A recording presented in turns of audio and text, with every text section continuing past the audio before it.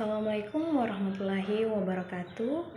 Halo, saya Siti Asma Hasbi dengan NIM C01235526, kelas manajemen G 2023. Di sini saya akan menjelaskan 7 poin mengenai moneter dan perbankan. Nah, kita masuk pada poin pertama. Apa sih itu moneter dan perbankan? Perlu kita ketahui, moneter merupakan kebijakan pemerintah tentang proses keuangan suatu negara, serta kebijakan bagaimana kita kendalikan uang. Nah, sedangkan bank sebagai penghimpunan dana masyarakat dan juga sebagai penyaluran kredit dan sebagai perantara transaksi. Bank sebagai perantara antara pihak yang memiliki kelebihan dana dan pihak yang membutuhkan dana.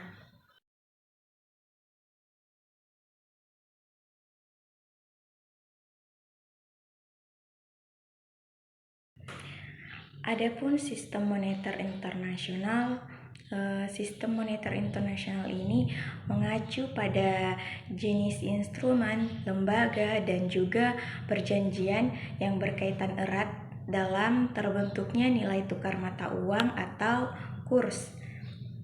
Nah, jenis yang mengacu seperti surat berharga, obligasi, dan saham dalam mata uang asing. Terus yang kedua itu bank komersial, melakukan transaksi valuta asing untuk nasabah dan juga perusahaan. Terus yang ketiga perjanjian, kesepakatan antar negara maju untuk menurunkan nilai tukar dolar.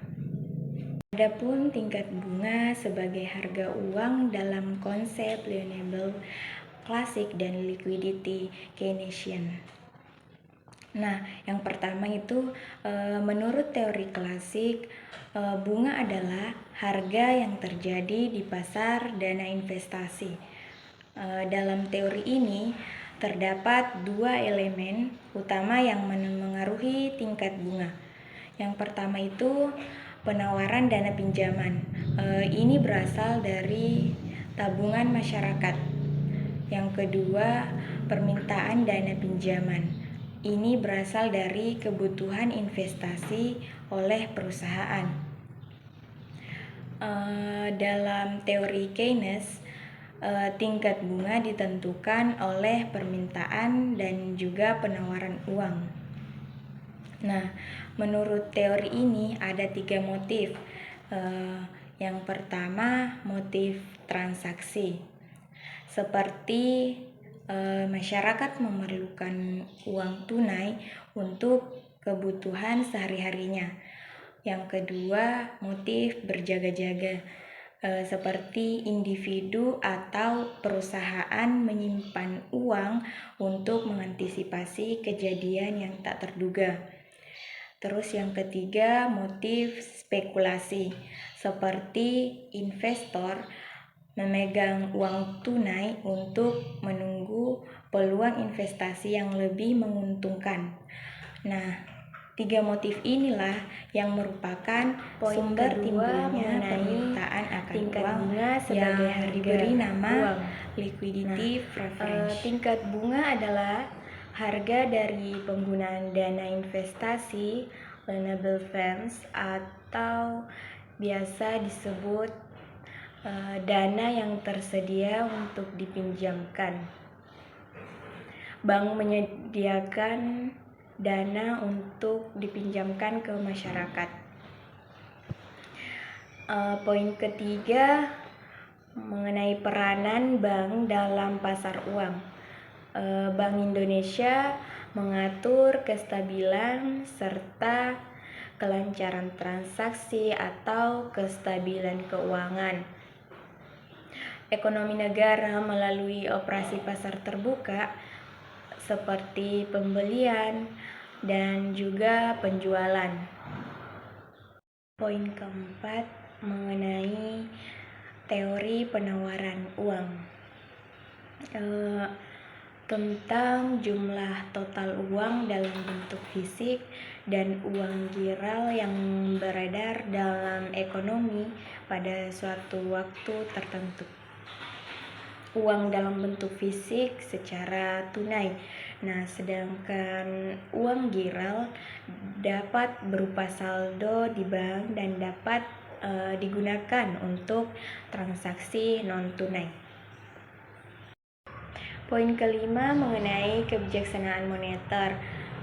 Kebijaksanaan moneter atau biasa disebut dengan kebijakan moneter merupakan kebijakan yang dilakukan oleh bank sentral suatu negara seperti Bank Indonesia untuk mengatur jumlah uang yang beredar dan tingkat suku bunga dengan tujuan menjaga kestabilan ekonomi.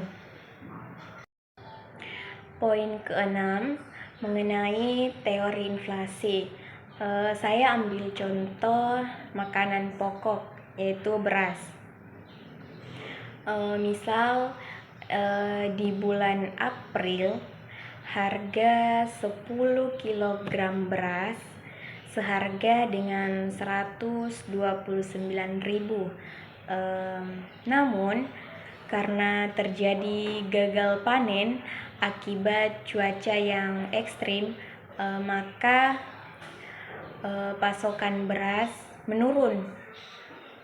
Nah, di bulan Juni harga beras naik menjadi 135.000. Nah, mau tidak mau pasti kita membeli beras tersebut karena merupakan makanan pokok kita atau makanan kita dalam sehari-hari. Nah, itulah disebut dengan inflasi, kenaikan harga barang atau jasa secara umum yang terjadi terus-menerus selama periode tertentu. Poin terakhir mengenai standar moneter internasional. Nah, sistem ini yang digunakan oleh negara-negara di dunia untuk menentukan nilai tukar mata uang dan mengatur hubungan keuangan antar negara. Sistem ini penting agar perdagangan internasional, investasi, pergerakan modal berjalan lancar dan stabil. Itu saja penjelasan singkat dari saya. Sekian. Wassalamualaikum warahmatullahi wabarakatuh.